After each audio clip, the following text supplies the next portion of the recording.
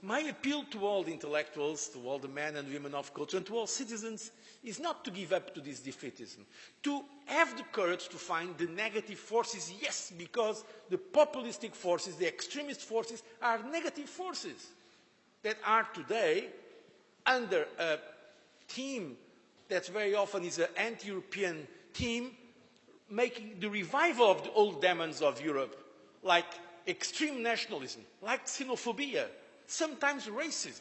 These are negative values. And it is important, in face of this challenge, instead of keeping ourselves in the comfort zone, namely so-called establishment parties, to have the courage to go out and fight, not to give up to those arguments, to explain with reasonable and rational arguments, sometimes for some of us with emotional, why we care about Europe, why Europe is something we must cherish precisely to defend these values. And if sometimes in Europe some of us have doubts about how important these values are, just look to Ukraine. Those young people in the streets of Ukraine, by freezing temperatures, are writing the new narrative for Europe.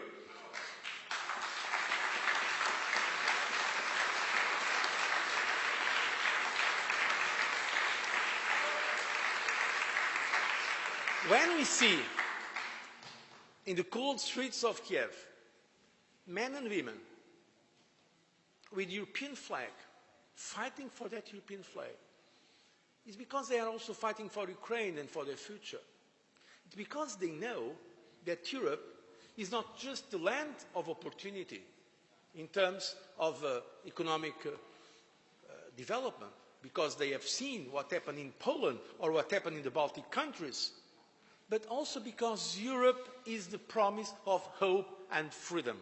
And I think the European Union has the right and the duty to stand by the people of Ukraine in this very difficult moment, because they are giving to Europe one of the greatest contributions that can be given.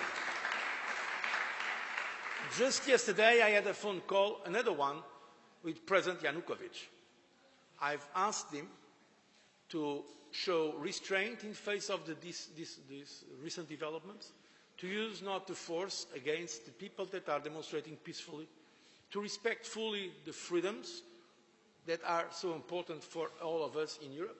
I've asked him to receive High Representative, Vice President of the Commission, Cathy Ashton, that will be in Kiev already tomorrow and the day after tomorrow, so that she can also have a role in trying to bring some solutions to that very tense situation that Ukraine is living today.